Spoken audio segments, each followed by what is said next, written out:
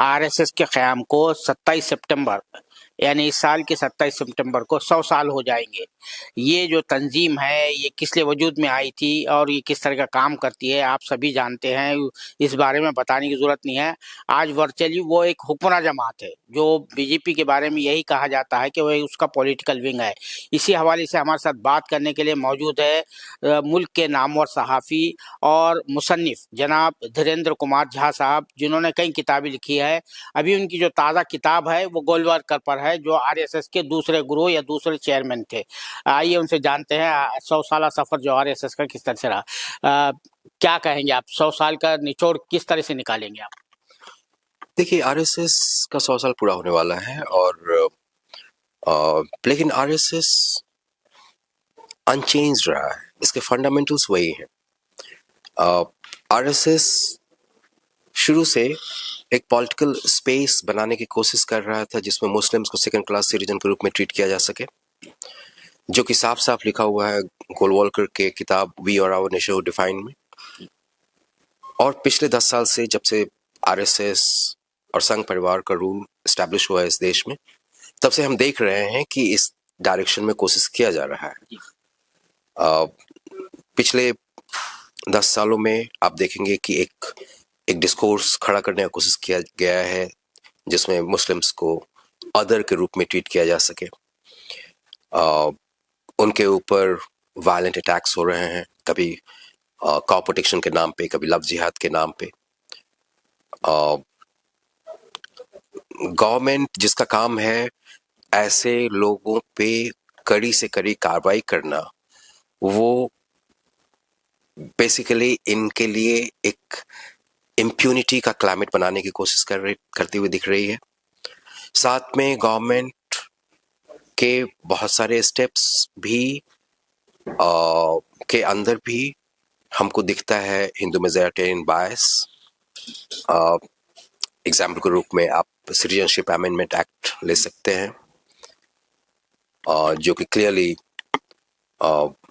Non Muslims को मुस्लिम से अलग करता है। तो इसलिए इसके फंडामेंटल्स वही रहे हैं जो पहले थे पूरे 100 साल की जर्नी में, कभी छुप के कभी खुल के। उन्हीं इश्यूज पे आरएसएस काम करती रही है, जिन इश्यूज पे काम करने का इन्होंने शुरुआती दौर में शुरू किया था। तो अब जो है इनको पावर मिला है, पावर जो है किसी भी जो है ऑर्गेनाइजेशन हो, पर्सन हो, उसको करप्ट कर देता है।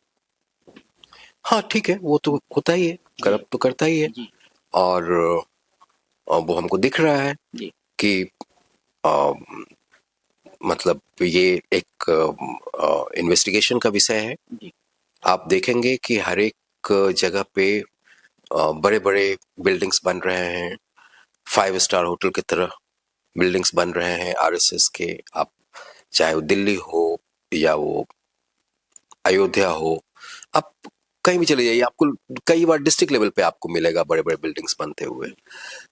जो आरएसएस के लोग हैं उनका लाइफ स्टाइल भी बदलते हुए दिख रहा है काफी ज्यादा। तो करप्ट तो करता ही है और ये सब इन्वेस्टिगेशन का मसला है। आखिरी सवाल मेरा ये है आपसे, ये बड़ी जोरदार किताब लिखी है गोलवालकर साहब पर, जो सेकंड जो है संचालक रहे हैं। इस किताब में आपने क्या खास बताने की कोशिश की, क्या इसका क्या लिखने का मकसद क्या रहा, इसके पीछे क्या आइडिया रहा आपका? देखिए, गोलवालकर के लाइफ, गोलवालकर के थॉट्स, गोलवालकर के एक्शंस को समझना जरूरी है। इस बात को समझने के लिए कि पिछले 10 साल में जो हो रहा है उसको समझने के लिए। तो हमें लगा कि इस इम्पोर्टेंट कैरेक्टर के ऊपर अनबायस्ड किताब का आना जरूरी है जो प्रॉपर आर्काइवल रिसर्च पे आधारित हो।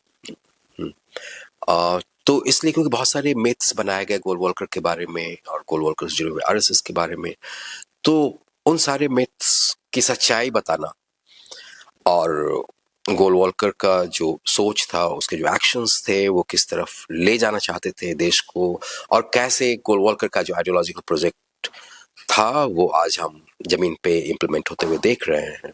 इन सभी चीजों को बताने के लिए जरूरी था कि किताब लिखें, तो हमने लिखा। बस उसी में एक सवाल जो है ऐड कर रहा हूँ।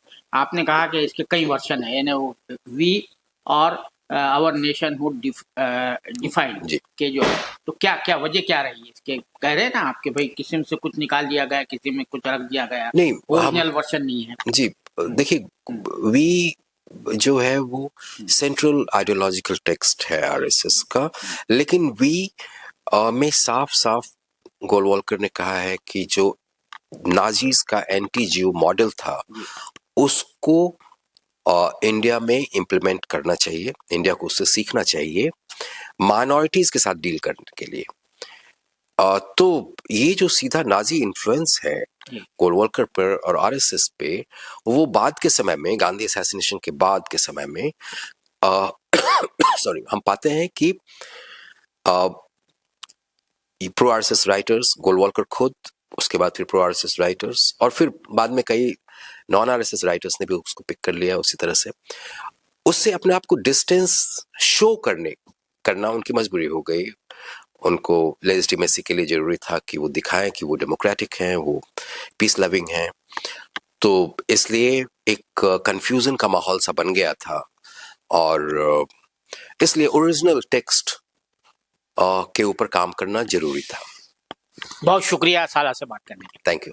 सर, इसी में एक बात, ये जो लोगों की ख्वाहिश है कि एक हिंदू राष्ट्र होना चाहिए या उसके लिए कुछ, तो आपको क्या लगता है कि क्या जो है ये मुमकिन है?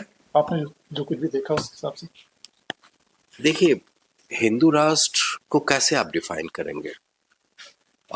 अगर हिंदू मेजॉरिटेरियन स्टेट है हिंदू राष्ट्र, तो मुझे तो दिख रहा है कि ये बन चुका है। जब नाजीज पावर में आए जर्मनी में, तो सबसे पहले इस बात को नोटिस करने वाले कि ये फासिज्म है वहां के ज्यूज थे, जिनको सफर करना पड़ता है, जिनको टारगेट किया जाता है, वही समझ पाते हैं। आप आज किसी भी मुस्लिम से बात कीजिए पूरे देश में, और आप उससे पूछिए कि वो क्या सोचता है कि स्टेट का कैरेक्टर बदल गया है 2014 के बाद। आपको समझ में आ जाएगा कि बेसिकली हम उसको बेसिक डिबेट कर सकते हैं इंटेलेक्चुअल लेवल पे, हिंदू राष्ट्र है या नहीं, हिंदू राष्ट्र का मतलब क्या होगा, लेकिन आप किसी मुस्लिम से बात कर लीजिए, आपको पता चल जाएगा कि हिंदू राष्ट्र का क्या मतलब होता है। वो झेल रहे हैं, वो सफर कर रहे हैं हिंदू राष्ट्र को। सर, इसी में ये बात है कि मोहन भागवत जी बहुत अच्छी अच्छी बातें कहते हैं जी, कह रहे हैं, तो आपकी बात से देखिए, मोहन भागवत कोई सुनने को क्यों तैयार नहीं होती या सुन रहे हैं? क्या अंदर की क्या बात? देखिए, आरएसएस का ये पुराना टैक्टिक्स रहा है, वो बोलते कुछ हैं करते कुछ हैं। ये पुराना टैक्टिक रहा है और शुरू से रहा है उनका, और इस बात को हम नहीं बोल रहे हैं, इस बात को बहुत सारे लोगों ने पहले भी बोला है। नेहरू इस बात को कई बार बोल चुके हैं कि जो वो बोलते हैं और जो करते हैं दोनों में अंतर है। गांधी ने भी इसी बात को नोटिस किया जब वो गोलवालकर से मिल रहे थे। तो अब मोहन भागवत बोलने के लिए कुछ भी बोले, सच्चाई ये है कि उन्हीं के संघ परिवार के लोग वो सब काम कर रहे हैं जमीन पे, जिसको वो खिलाफ अपने आप को लोग चाहते हैं कि लोग विश्वास करें कि वो बोलना चाहते हैं। ये थे जनाब धीरेन्द्र कुमार झा साहब, जिनकी ये ताज़ा तस्नीम अभी सामने आई है गोलवालकर के हवाले से, जिसमें उन्होंने ये बताने की कोशिश की है कि जो आरएसएस का चेहरा जो है वो अभी तक तब्दील नहीं हुआ है, और गोलवालकर जो है, जो हिंदू राष्ट्र बनाने की जो तहरीक है, आरएसएस की जो तहरीक है, उसमें एक मरकजी किरदार की हैसियत रखते हैं।